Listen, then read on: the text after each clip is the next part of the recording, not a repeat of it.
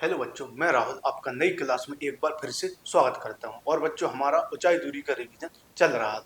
तो बच्चों, उम्मीद है कि आप सभी लोग स्वस्थ होंगे और अपना रिवीजन कर रहे होंगे। तो बढ़ते हैं आज के अपने सवाल की ओर और समझते हैं कि आज का जो हमारा सवाल है वो क्या है। तो सबसे पहले इस सवाल को जो है वो हम पढ़ेंगे, जो कि हमारा सवाल है प्रश्नावली 9A का 16वां सवाल। तो बच्चों, सबसे पहले तो इस सवाल को पढ़ते हैं, समझते हैं, इसके बाद चित्र बनाएंगे, चित्र की मदद से सवाल को सॉल्व करेंगे। तो इसमें लिखा गया है कि भूमि के एक बिंदु से एक 20 मीटर ऊंचे भवन के शिखर पर लगी एक भूमि के एक बिंदु से एक 20 मीटर ऊंचे भवन के शिखर पर। तो हमें यहाँ पर एक भवन मानकर चलना है कि यह हमारा एक भवन है। तो यहाँ पर हमने मान लिया कि यह हमारा एक भवन है और जिसकी ऊंचाई भी हमें दी गई, हमने मान लिया। और यह मान लेते हैं यह हमारा जमीन का हिस्सा है, यह हमारा जमीन का हिस्सा है, यह तल है। तो भूमि के एक बिंदु से, तो यह हमने भूमि मान ली, यह जमीन, और यहाँ पर यह एक बिंदु है। तो भूमि के एक बिंदु से 20 मीटर ऊंचे भवन, तो यह हमने एक भवन मान लिया जिसकी जो ऊंचाई है वो 20 मीटर हमें दी गई है। यह जो भवन है इसकी जो ऊंचाई है वो हमें 20 मीटर दी गई। तो यह जमीन का तल हो गया और इस तल पर यह एक भवन है जिसकी ऊंचाई 20 मीटर दी गई है। तो भूमि के एक बिंदु से एक 20 मीटर ऊंचे भवन के शिखर पर लगी एक संचार मीनार। तो यह तो हो गया हमारा भवन जो कि जमीन से 20 मीटर ऊंचाई पर है। फिर इसमें बोला गया है कि भवन के शिखर पर लगी एक संचार मीनार। तो बच्चों, इस भवन के शिखर पर यानी कि भवन के ऊपर एक संचार मीनार लगी हुई है। तो यहाँ पर हम भवन के ऊपर एक संचार मीनार को लगा देते हैं। तो यह तो हो गई हमारी संचार मीनार। यह जो भवन के ऊपर लगी हुई है यह एक संचार मीनार, संचार मीनार। तो यह भवन के शिखर पर एक संचार मीनार लगी गई है। भवन के शिखर पर लगी एक संचार मीनार। तो सवाल को एक बार फिर से पढ़ेंगे। तो इसमें लिखा गया है कि भूमि के एक बिंदु से एक 20 मीटर ऊंचे, तो यह भूमि पर जो एक बिंदु होगा वो यहाँ पर हम मानेंगे। यहाँ से जो भी कोण बनेगा वो यहाँ से ही बनेगा। तो भूमि के एक बिंदु से, तो वो अलग से जो एक बिंदु है वो तो हमने अहम, भूमि के एक बिंदु से 20 मीटर ऊंचे भवन के शिखर पर, तो यह हमारा भवन हो गया 20 मीटर ऊंचा है। इसके शिखर पर एक संचार मीनार लगी हुई और वह जो बिंदु है जहां से कोण बनना है वो यह है। तो फिर से तो इसमें बोला गया है कि भूमि के एक बिंदु से 20 मीटर ऊंचे भवन के शिखर पर लगी एक संचार मीनार के तल और शिखर के उन्नयन कोण यहाँ पर दिए गए। तो यह जो संचार मीनार है इसका तल यह माना जाएगा। तल मतलब जो नीचे वाला हिस्सा होता है उसी को हम तल बोलते हैं, जो ऊपर वाला हिस्सा होता है उसको हम शीर्ष बोलते हैं। तो लगी एक संचार मीनार के तल और शिखर के उन्नयन कोण क्रमशः 45 डिग्री और 60 डिग्री है। तल और शिखर के जो उन्नयन कोण, तो पहले जो कोण बनेगा वो इसके तल पर बनेगा, क्योंकि यह जो संचार मीनार है इसका तल यह है। तो यह जो कोण है वो बनेगा 45 डिग्री, क्योंकि इसमें बोला गया है कि लगी एक संचार मीनार के तल, पहले तल बोला गया है फिर शिखर बोला गया है, और क्रमशः जो कोण है 45 डिग्री और 60 डिग्री है। तो जो तल पर जो कोण बनेगा वो 45 डिग्री होगा और यहाँ पर जो शिखर पर जो उन्नयन कोण बनेगा, तो कहने का मतलब है यह जो पूरा कोण वो बनेगा 60 डिग्री।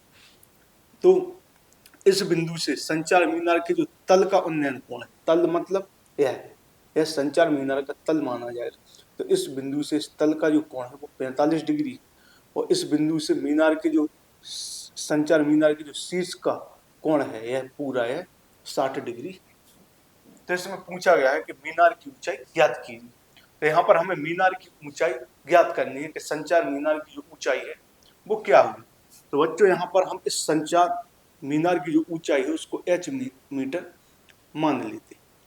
तो यह जो संचार मीनार हो गई उसको हम h मीटर मान लेते हैं कि यह जो संचार मीनार है, संचार मीनार यहाँ से लेकर यहाँ तक, क्योंकि यह तो पूरा भवन है जिसकी ऊंचाई हमें 20 मीटर दी गई है। अब जो भवन के ऊपर है वो संचार मीनार लगाई गई है। तो यह संचार मीनार की ऊंचाई है, जिसको हमने h मान लिया। और बच्चों यह जो आधार है, जो तल है, यहाँ से लेकर है जो दूरी है, इसको हम x मीटर मान लेते हैं। तो इसको तो हमने x मीटर मान लिया, और यह जो संचार मीनार की जो ऊंचाई है बच्चों, उसको हमने h मान लिया। अब यहाँ पर हम बिंदु मान लेते हैं, यह a हो जाएगा, यह b, और इसको हम c मान लेते हैं, यह c बिंदु हो जाएगा, और यह हमारा d बिंदु। अब यह तो हमारा एक चित्र बन गया। तो सबसे पहले तो सवाल को अच्छे तरीके से हमें पढ़ना होता है, क्योंकि जब तक हम सवाल को अच्छे तरीके से नहीं पढ़ेंगे तो चित्र को हम नहीं बना सकते। तो सबसे पहले तो यही तरीका है, सवाल को पूरे अच्छे तरीके से पढ़ा जाए। जरूरी नहीं कि चित्र एक बार में बन जाएगा, हमें सवाल को बार बार पढ़ना पड़ेगा, तभी हम चित्र को अच्छे तरीके से बना सकते हैं। इसके बाद सवाल को आगे हल करेंगे। तो यह तो हमारा एक चित्र बन गया। अब यहाँ पर हम क्रमशः त्रिभुजों को लेकर हल करेंगे।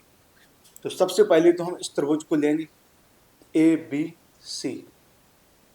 वैसे देखा जाए तो कोई भी त्रिभुज हम सबसे पहले ले सकते हैं, लेकिन जहां से हमें सवाल को सॉल्व करने में थोड़ी आसानी होगी तो हम उस त्रिभुज को पहले ले लेते हैं। तो सबसे पहले जो हम त्रिभुज लेंगे वो लेंगे ABC। यह जो हमारा त्रिभुज है वो ABC। तो सबसे पहले तो हम त्रिभुज ABC को लेंगे, और इसमें जो कोण बन रहा है वो 45 डिग्री। तो यहाँ पर हम लिखेंगे त्रिभुज ABC में, त्रिभुज ABC में, तो त्रिभुज ABC को लेकर हम चलेंगे, आगे बढ़ेंगे। तो यह तो हो गया हमारा त्रिभुज ABC, और यहाँ पर जो कोण वो समकोण माना जाएगा। यह जो कोण है वो 90 डिग्री होगा, और जो त्रिभुज होगा वो समकोण त्रिभुज होगा। तो इसमें हमें लंब दिया गया जो कि 20 मीटर है, और आधार है वो हमें x दिया गया। तो यहाँ पर tan का फॉर्मूला हम यहाँ पर लगाएंगे। तो tan 45 डिग्री बराबर, क्योंकि कोण यहाँ पर 45 है, तो tan के बराबर जो फॉर्मूला होता है वो होता है लंब बटे आधार। तो tan 45 डिग्री बराबर होगा लंब बटे आधार। tan का जो फॉर्मूला होता है वो होता है लंब बटे आधार।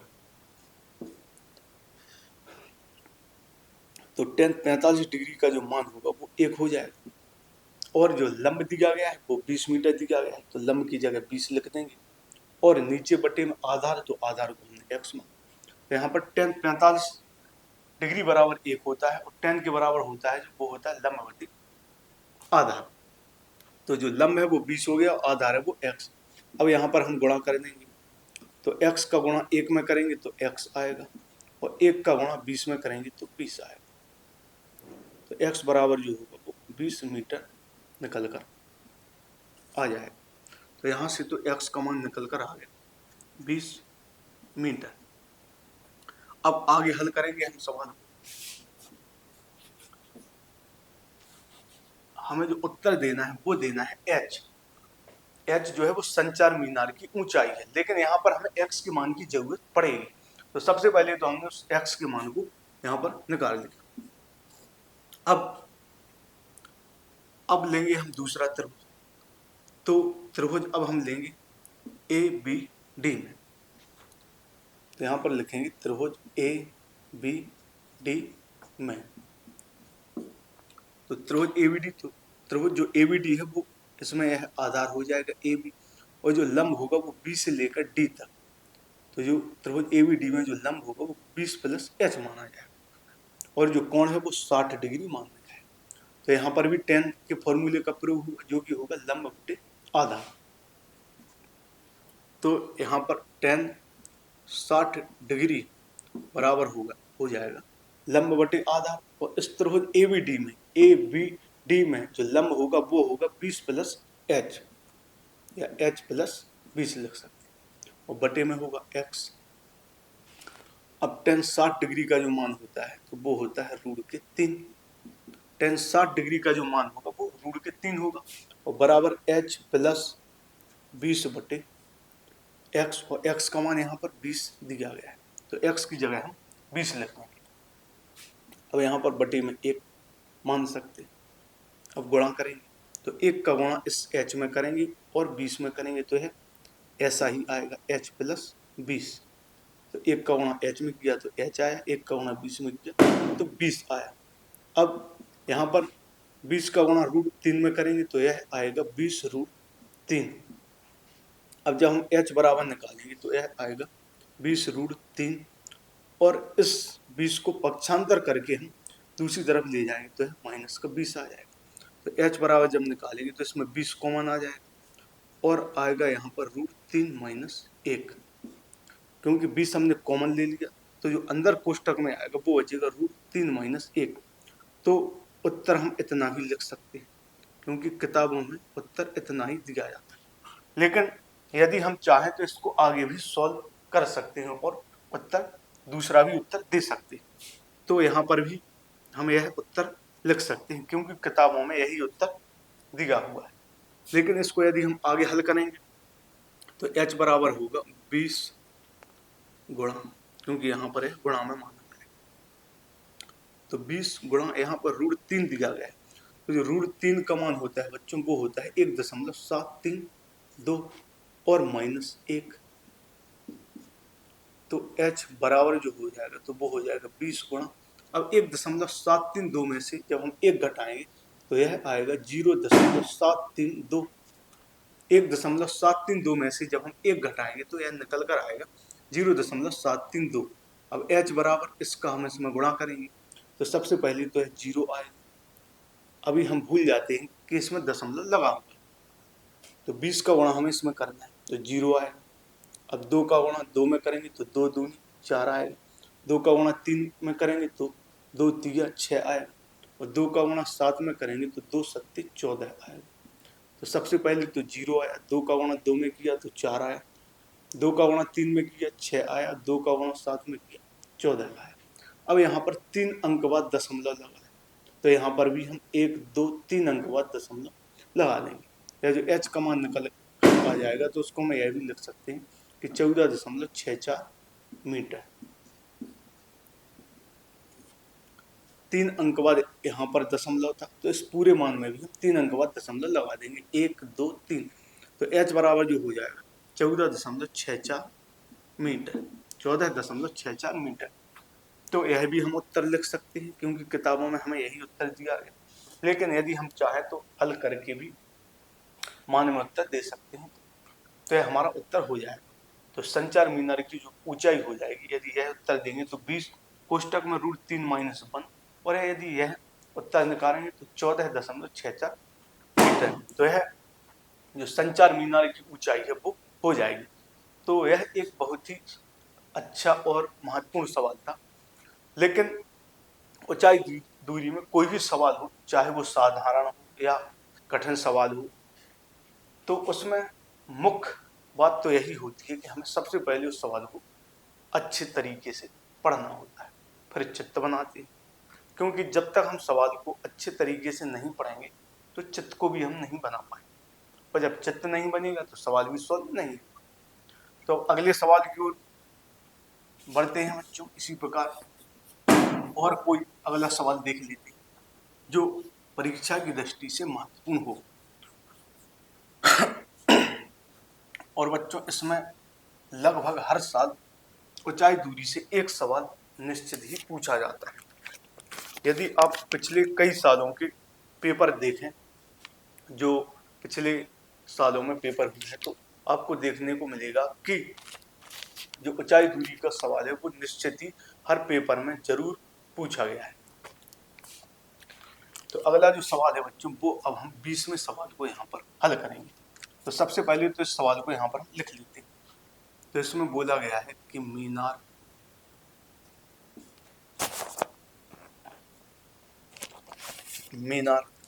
के आधार से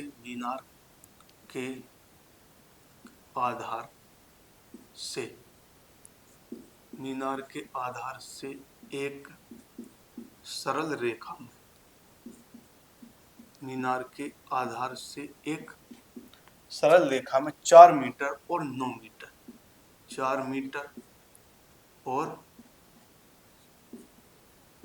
9 मीटर मीनार के आधार से एक सरल रेखा में 4 मीटर और 9 मीटर 4 मीटर और 9 मीटर की दूरी पर 4 मीटर और 9 मीटर की दूरी पर स्थित स्थित दो स्थित दो बिंदुओं से स्थित दो बिंदुओं से स्थित दो बिंदुओं से मीनार के शिखर मीनार के शिखर के मीनार के शिखर के उन्नयन कोण उन्नयन उन्नयन कोण पूरक कोण है उन्नयन कोण पूरक कोण है उन्नयन कोण पूरक कोण है तो सिद्ध कीजिए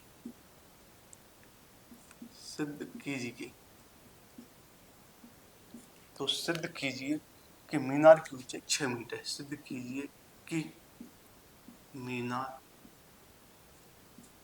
की ऊंचाई जो ऊंचाई है वो 6 मीटर है। मीनार की ऊंचाई 6 मीटर है। तो बच्चों इस सवाल को एक बार मैं फिर से पढ़ता हूँ कि मीनार के आधार से एक सरल रेखा में 4 मीटर और 9 मीटर की दूरी पर स्थित दो बिंदुओं से मीनार के शिखर के उन्नयन कोण पूरक कोण है तो सिद्ध कीजिए कि मीनार की ऊंचाई 6 मीटर है। तो बच्चों यह भी एक बहुत ही अच्छा और महत्वपूर्ण सवाल है। ऐसे सवाल परीक्षा में पूछे जाते रहे और पूछे जा सकते। तो सबसे पहले इस सवाल को पढ़ेंगे। तो इसमें बोला गया है कि मीनार के आधार से एक सरल रेखा में, तो यहाँ पर हम एक मीनार को मान लेते हैं कि यह हमारी एक मीनार हो गई। इसको हम मान लेते हैं कि यह जो एक है वो एक मीनार है। तो इसमें बोला गया है कि मीनार के आधार से यह जो है वो हमारी मीनार है और यह है मीनार का आधार। तो मीनार के आधार से एक सरल रेखा में 4 मीटर और 9 मीटर की दूरी पर स्थित दो बिंदु। तो एक बिंदु सबसे पहले तो यह मान लेते हैं कि यह जो बिंदु है वो 4 मीटर की दूरी पर है। यह जो बिंदु है वो 4 मीटर की दूरी पर है, क्योंकि इसमें दो बिंदुओं की बात बोली गई। सबसे पहले तो इसमें बोला गया है बच्चों कि मीनार के आधार से एक सरल रेखा में, तो यह तो हो गई हमारी मीनार। और मीनार के आधार से एक सरल रेखा में यानी कि इस तरफ सरल रेखा में 4 मीटर, यह जो पहला बिंदु है वो 4 मीटर दूरी पर है। 4 मीटर और 9 मीटर की दूरी पर स्थित दो बिंदु। तो इसके आधार से सरल रेखा आधार से एक सरल रेखा में, तो यहाँ से एक रेखा खींची गई है। तो इस रेखा पर दो बिंदु स्थित हैं। तो मीनार के आधार से सरल रेखा में 4 मीटर की दूरी पर, तो पहला जो बिंदु है वो 4 मीटर की दूरी पर है और जो दूसरा बिंदु है वो इसी आधार से 9 मीटर की दूरी पर स्थित है। तो यह जो दूरी है वो 9 मीटर हो जाएगी। यह जो पूरी दूरी है यहाँ तक वो 9 मीटर हो जाएगी। तो यहाँ से लेकर मीनार के आधार से जो पहला बिंदु है, तो वो तो बिंदु मीनार के आधार से 4 मीटर की दूरी पर स्थित है और जो दूसरा बिंदु है वो मीनार के आधार से, यह जो 9 मीटर जो दूरी है वो यहाँ से नहीं है, वो यहाँ से जो पहला बिंदु है वो मीनार के आधार से 4 मीटर दूर है और जो दूसरा बिंदु है वो मीनार के आधार से ही यहाँ से 9 मीटर की दूरी पर है।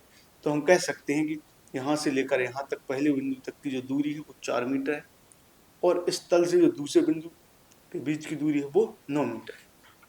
और फिर इसमें बोला गया है कि जो कोण है 4 मीटर और 9 मीटर की दूरी पर स्थित दो बिंदुओं से मीनार के शिखर के जो उन्नयन कोण है वो पूरक कोण है।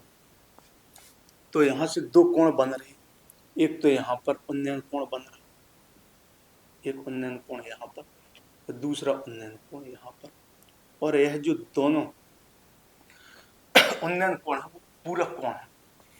पूरक कोण दिए गए हैं। यहाँ पर हमें डिग्री में कोई भी जो कोण है वो नहीं दिया गया है।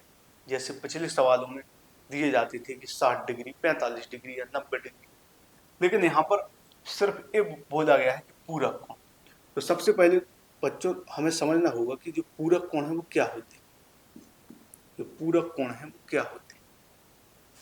तो पूरक कोण ऐसे दो कोण होते हैं जिनका योगफल 90 डिग्री होता है। जैसे एक कोण यदि हम 40 डिग्री मान लें तो दूसरा कोण 50 डिग्री हो जाएगा। यदि एक कोण 60 डिग्री मान लें तो दूसरा कोण 30 डिग्री हो जाएगा।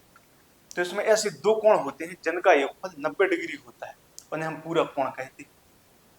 जैसे एक कोण 40 डिग्री है तो दूसरा 50 डिग्री हो जाएगा, क्योंकि 50 और 40 को जोड़ेंगे तो योगफल 90 डिग्री आएगा। इसी प्रकार यदि एक कोण 60 डिग्री मान लें तो दूसरा कोण 30 डिग्री हो जाएगा, क्योंकि इनका भी योगफल 90 डिग्री होगा।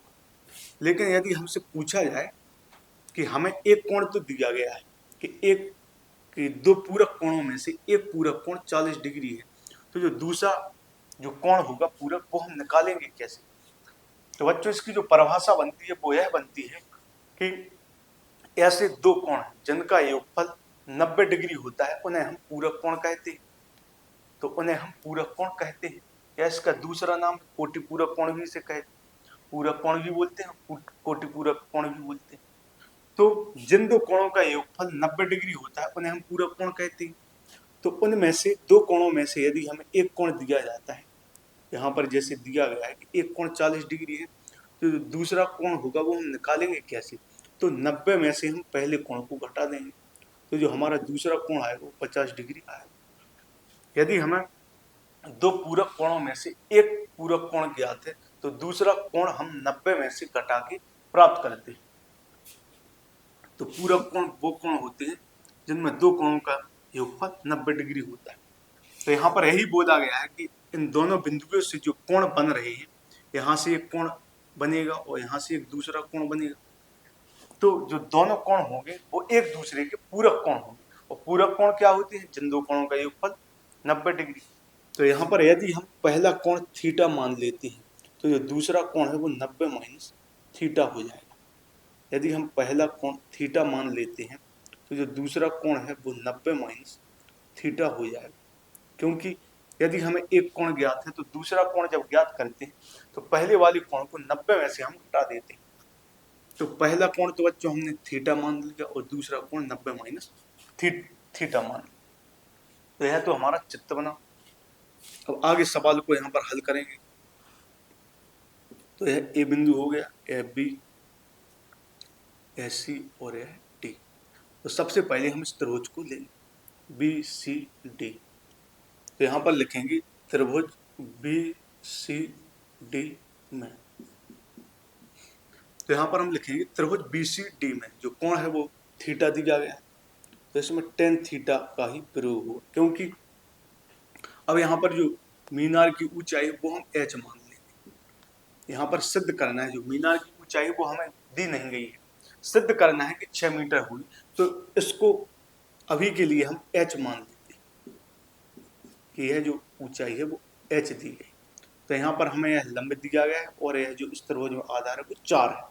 तो टेन थीटा बराबर हो जाएगा लंब बटे आधार।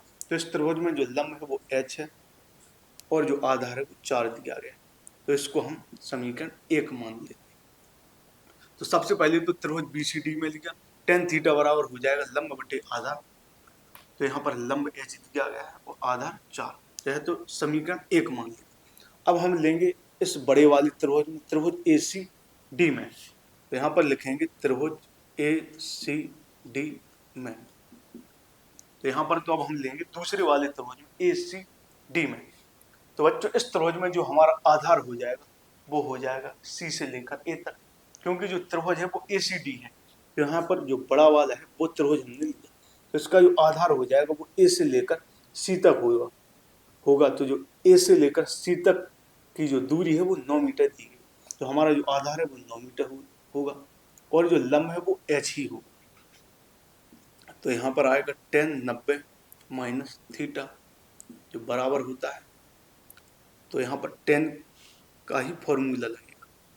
यहाँ पर थीटा है, यहाँ पर 90 माइनस थीटा, लेकिन टेन का जो फॉर्मूला होगा वो यहाँ पर वही होगा जो होता है तो tan 90 माइनस थीटा बराबर भी होगा लंब बटे आधार।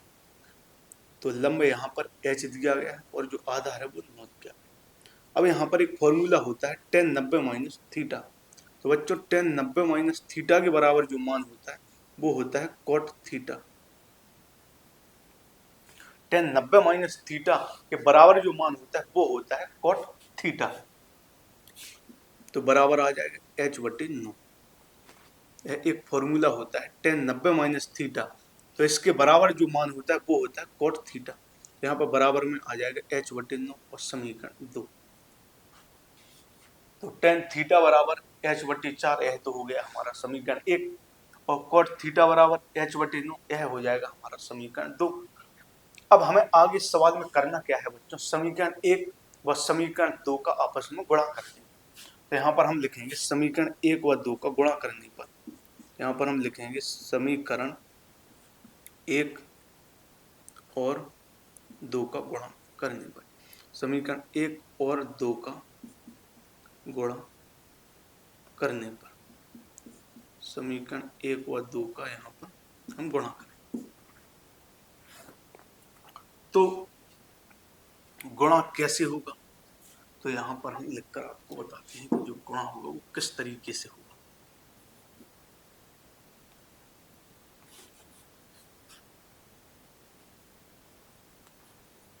समीकरण 1 व 2 का जो गुणा होगा वो किस तरीके से होगा। तो यहाँ पर बराबर में दो मान दिए गए, एक मान बराबर के इस तरफ है और दूसरा मान बराबर के इस तरफ है। ऐसा ही समीकरण 2 में एक मान बराबर के इस तरफ है और दूसरा मान बराबर के इस तरफ है। तो बराबर के दाएं तरफ एक मान है, बराबर के इस तरफ बाएं तरफ एक मान है। जब समीकरण 1 व 2 का गुणा होगा बच्चों तो इस तरफ वाली का गुणा इसमें होगा और दूसरी तरफ जो मान है उसका गुणा इस दूसरी वाले मान में। तो बराबर की इस तरफ यहाँ पर tan थीटा है और बराबर की इस तरफ यहाँ पर cot थीटा है। तो बराबर की साइड यहाँ पर tan थीटा है और यहाँ पर cot थीटा है। तो जब समीकरण 1 व 2 का गुणा करेंगे तो tan थीटा का जो गुणा होगा वो cot थीटा में होगा। तो यहाँ पर लिखेंगे tan थीटा गुणा cot थीटा बराबर, और जो बराबर की दूसरी तरफ होगा तो उसका गुणा इसमें होगा। तो बराबर की दूसरी तरफ यहाँ पर h बटे 4 है और बराबर की दूसरी तरफ यहाँ पर h बटे 9 है। तो h बटे जो 4 का गुणा होगा वो h बटे 9 में हो जाएगा। तो h बटे 4 का गुणा h बटे 9 में हो जाएगा। तो इस प्रकार के सवालों में जब हम समीकरणों का गुणा करते हैं तो इस तरफ जो मान दिए गए हैं, यहाँ पर जो यह मान था tan थीटा और बराबर के इस तरफ में जो मान था वो cot थीटा, तो tan थीटा का गुणा cot थीटा में हो जाएगा और h बटे 4 का गुणा h बटे 9 में हो जाएगा।